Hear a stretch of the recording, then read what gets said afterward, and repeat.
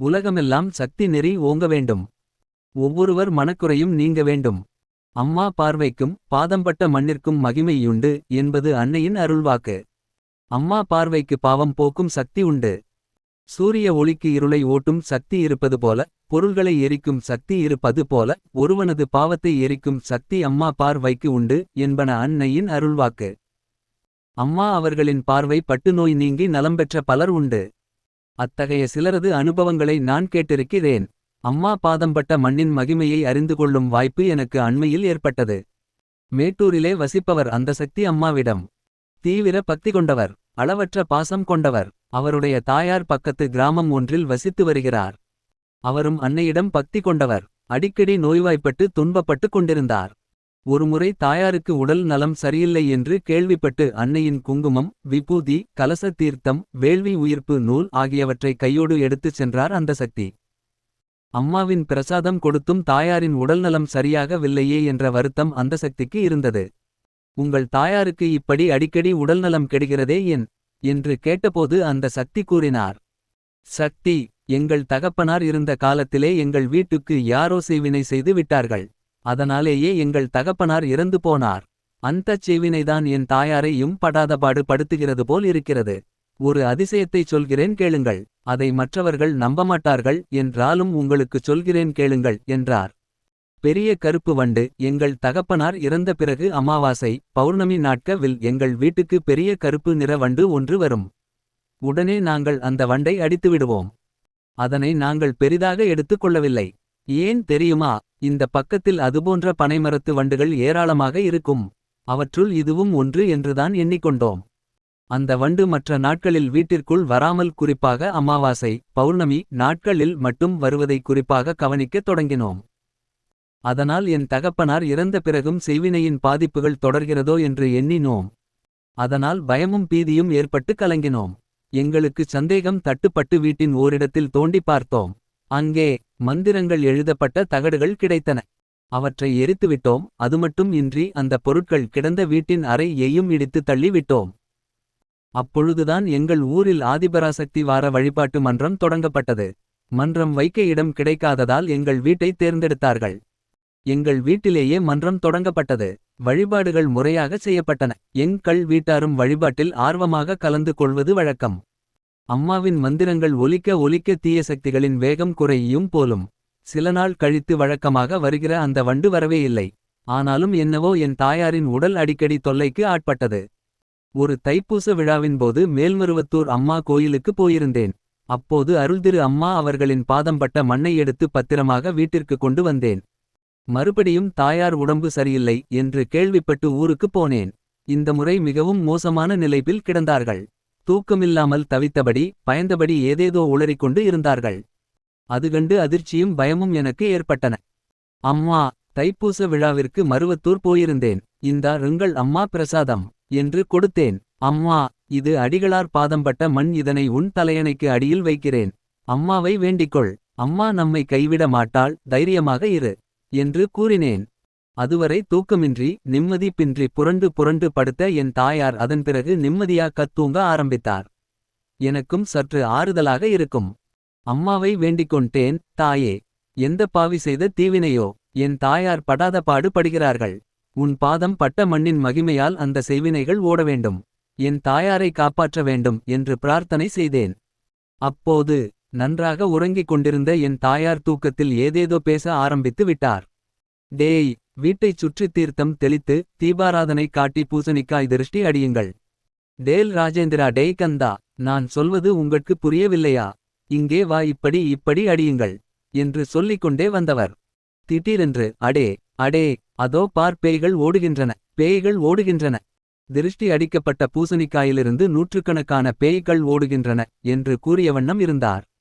தூக்கத்தில் இப்படி வாய் பிதற்றுகிறாரோ என்றெண்ணி பயந்து போன நான் உடனே என் தாயாரை உலுக்கி, என்னம்மா, என்ன ஆயிற்று உனக்கு? எப்படி இருக்கு உடம்பு என்று கேட்டேன். ஏன் இப்படியெல்லாம் சப்தம் போட்டாய் என்று விசாரித்தேன். என் தாயாரோ ஒன்றும் தெரியாதவர் போல விழித்து விழித்து பார்த்தார். என்ன சப்தம் போட்டேன் என்று என்னையே கேட்டார்.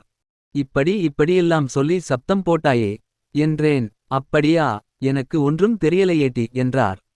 இந்த நிகழ்ச்சிக்குப் பிறகு என் தாயாரின் உடம்பில் ஒரு மாற்றம் ஏற்பட்டது. ஒரு புதுத்தெம்பு ஏற்பட்டது. அவர் முகம் பழையபடி களையாக தோன்றிற்று.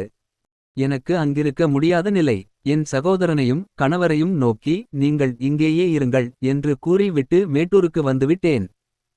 அதன் பிறகு என் தாயாருக்கு எந்த தொல்லையும் இல்லை. நிம்மதியாக தினமும் தூங்குகிறார். பழையபடி நல்ல உடல் பெற்று இப்போது நன்றாக இருக்கிறார் என்று சக்தி கூறி முடித்தார். அடிகளார் பாதம்பட்ட மண்ணை தலையணை அடியில் வைத்ததற்குப் பிறகு நடந்த சம்பவங்களை எண்ணிப் பார்த்தேன். திருஷ்டி சுற்றுவதன் பின்னால் எத்தனை புதிர்கள் அடங்கியிருக்கின்றன. புலன்கட்கு எட்டாத இயற்கையின் மர்மங்கள் அந்த திருஷ்டி பூசணிக்காயில் இருப்பதை எண்ணினேன். செவ்வாய், வெள்ளி, அமாவாசை, பௌர்ணமி நாட்களில் உங்கள் வீடுகட்கு தவறாமல் திருஷ்டி கழியுங்களடா. அம்மா பக்தன் என்றாலும் உனக்கும் திருஷ்டி உண்டு என்றாளே அன்னை. அதனை எண்ணிப் பார்த்தேன். திருஷ்டி கழித்துவிட்டு வாகனங்களில் புறப்படு என்று மட்டும்தான் அம்மா சொல்வாள். வழியில் அங்கே இங்கே பேய்கள் உண்டு, பிசாசுகள் உண்டு, தீய ஆவிகள் நடமாட்டமெல்லாம் உண்டு என்று வெளிப்படையாகவா சொல்ல முடியும்? அப்படிச் சொன்னால் பெண்களும் குழந்தைகளும் நிம்மதியாக பயணம் செய்ய முடியுமா? வீட்டில் நிம்மதியாக இருக்கத்தான் முடியுமா? என்னையும் என் வழிமுறைகளையும் ஆராயாதே, அவை உன் மூளைக்கு எட்டா என்கிறாள் அன்னை. அம்மா சொல்லிக் கொடுத்த பூசை முறைகளில் பல நுட்பங்கள் உண்டு. அவையெல்லாம் நம் சிற்றறிவுக்கு எட்டாதவை. அடிகளார் பாதம்பட்ட மண்ணிற்கு எவ்வளவு மகத்துவம் உண்டு.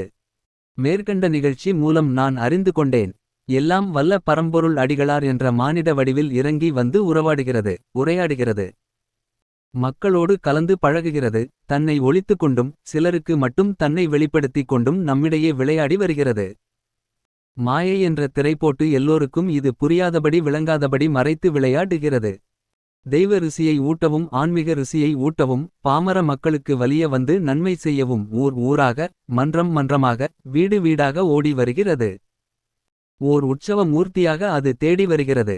உலகில் தான் வந்த காரியத்தை நிறைவேற்றும் பொருட்டு தன்மானிட தேகத்தை வருத்திக் கொண்டு நம்மையெல்லாம் கரையேற்ற உலவுகிறது. இந்த உண்மைகளையெல்லாம் உலகம் புரிந்து கொள்ளாதது வியப்பில்லை. எத்தனை செவ்வாடை தொண்டர்கள் புரிந்து கொண்டோம். எண்ணிப் பாருங்கள். அடிகளாரின் பாதங்கட்கு எவ்வளவு சக்தி உண்டு என்பதை யார் அறிவார்? அடிகளாரின் திருவடிகளில் விழுந்து வணங்குவதால் தன்னலம் கருதாத தவப்பயன் ஏற்படும் என்பதை யார் அறிவார்? அடிகளார் பாதப்பூசை தீர்த்தத்துக்கு 7 கடல்களும் சமமாகாது என்பதை யார் அறிவார்? அந்த பாதப்பூசை தீர்த்தம் அருந்துவது எவ்வளவு பெரிய பேறு என்பதை உணர்ந்து வைத்திருப்பவர்கள் எத்தனை பேர்?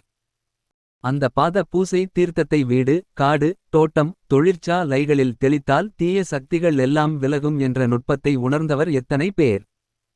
பாத பூசை செய்ய முடியாமல் எங்கும் பிள்ளைகட்கு கூட்ட நெரிசலில் பாதுகாப்பு தொண்டர்களும் தெரியாதபடி வலம் வருகிறபோது தன் பாதத்தினால் எங்கும் பக்தனின் பாதத்தை மிதித்து அவர் கட்கு இரகசியமாக அருள்பாலித்து அனுப்புகிற கதைகளை எத்தனை பேர் தெரிந்து கொண்டார்கள்? மன்றங்கட்கும் சக்தி பீடங்கட்கும் எழுந்தருளி பாத பூசை ஏற்கிற சமயங்களில் அங்கே தரிசிக்க வரும் பக்தர்களுக்கு அந்த நேரத்தில் பார்வையால் அருள் பாய்ச்சி நன்மை புரியலாமே என்றெண்ணி பாமர மக்களும் கிராமத்து மக்களும் ஊனமுற்ற பிள்ளைகளும் அனாதைகளும் இருப்பார்களா என்று தவியாய் தவிப்பதையும் துடியாய் துடிப்பதையும் அங்கு அந்த கண்களின் தேடலையும் புரிந்தவர்கள் எத்தனை பேர்? பாசத்தோடு வருகிற பக்தர்களை இழுத்து தள்ளி பாவத்தை சேர்த்து கொள்கிறவர்கள்தான் அதிகம். எல்லோருடைய வீட்டிற்கும் தான் வர இயலாது என்பதால் தன் திருவடி படத்தை வைத்து வழிபடுகிற ஆன்மாக்கட்கு எப்படி எல்லாம் அவள் அருள்புரிகிறாள் என்பதை உணர்ந்தவர் எத்தனை பேர்? அந்த மலேசியாக்காரர்கட்கு ஒரு காலில் சூரியனையும் இன்னொரு காலில் சந்திரனையும் காட்டி என் கண்ணில் இருப்பதை காலில் காட்டினேன் என்று சொன்ன கதையை தெரிந்தவர்கள் எத்தனை பேர்? சுண்டு விரலில் நவக்கிரகங்களை அழுத்தி மிதித்துக் கொண்டிருக்கிறேன் என்றும் நவக்கிரகம் என்பதெல்லாம் என்ன?